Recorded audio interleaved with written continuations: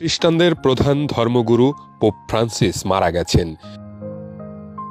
21 April সোমবার তিনি মারা যান বলে নিশ্চিত করেছে ভ্যাটিকান। ভ্যাটিকানের একটি ভিডিও বার্তায় তার মৃত্যুর কথা জানানো হয়েছে। বলা হয়েছে, স্থানীয় সময় সোমবার 7:30 তার বাসভবন কাসা সান্টা মার্টায় শেষ নিঃশ্বাস ত্যাগ করেছেন তিনি। দীর্ঘদিন ধরেই শারীরিক সমস্যায় ভুগছিলেন রোমান ক্যাথলিক গির্জার প্রধান।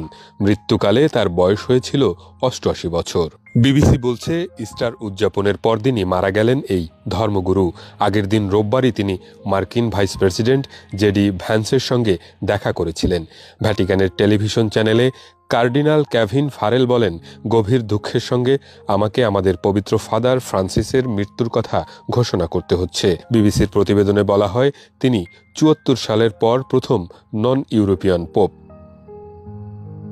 741 সালে সিরিয়ান বংশোদ্ভূত তৃতীয় গ্রেগরি মৃত্যুর পর রোমে আর কোনো নন ইউরোপিয়ান পোপ আসেননি। তিনি ক্যাথলিক গির্জার সংস্কার কখনো বন্ধ করেননি। তারপরও তিনি সকলের কাছে জনপ্রিয় ছিলেন।